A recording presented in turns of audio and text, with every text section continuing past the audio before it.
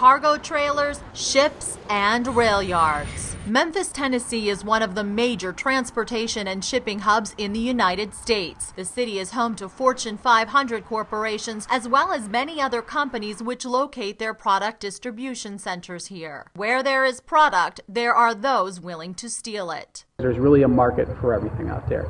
If somebody wants it, it can be stolen. We've handled cases that involve stolen tires, stolen electronics, TVs. We've dealt with clothing apparel. Pharmaceuticals are a big thing right now because of the value that they have on the street. Memphis is a hot spot for cargo theft. The city has one of the 7 cargo task forces the FBI operates around the country to combat the crime. Special Agent Conrad Straube is the coordinator for the Memphis Cargo Theft Task Force, which is made up of members of the U.S. Marshals Service, the Memphis Police Department, and the Shelby County Sheriff's Office.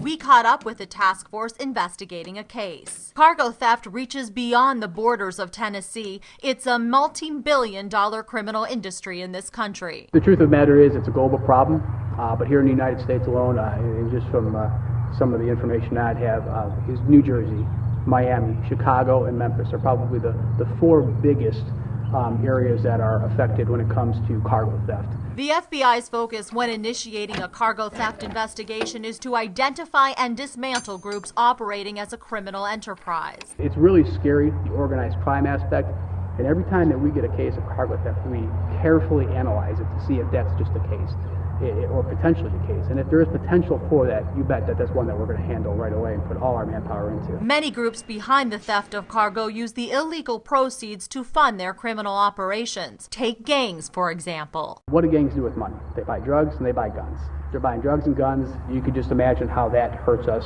on the homeland here. Traditionally, convenience store owners and mom-and-pop shops are some of the willing buyers of stolen cargo. These days, the goods are also sold on the internet. Thieves think that if they try to avoid moving things within their hometown or wherever they stole it, that they're not going to get caught. And they try to do that now by going online and using different websites to try to fence the stuff through the web. So if you go to these auction-style sites and they post any type of merchandise, basically, they don't ever have to meet the person that's buying the merchandise. Cargo theft has many victims, from transportation companies to manufacturers, but it's consumers who often end up paying the price. When you think about victims and who's truly a victim of cargo theft, we like to think about the consumers. When things are stolen, eventually the effect of that is prices are going to go up on products. Whether shoes are stolen, pharmaceuticals are stolen, tires are stolen, somebody has to end up paying for that. If the price seems too good to be true, chances are the item was stolen. If you're buying stolen product, you need to know and understand that you're probably funding something, whether that be organized crime and gangs, organized crime and possibly terroristic activities. You just need to understand that that's what happens. Money is going somewhere to somebody.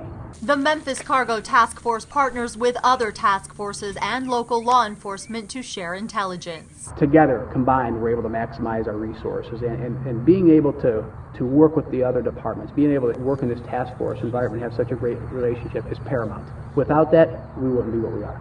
For more information about the FBI's role in combating cargo theft, visit FBI.gov.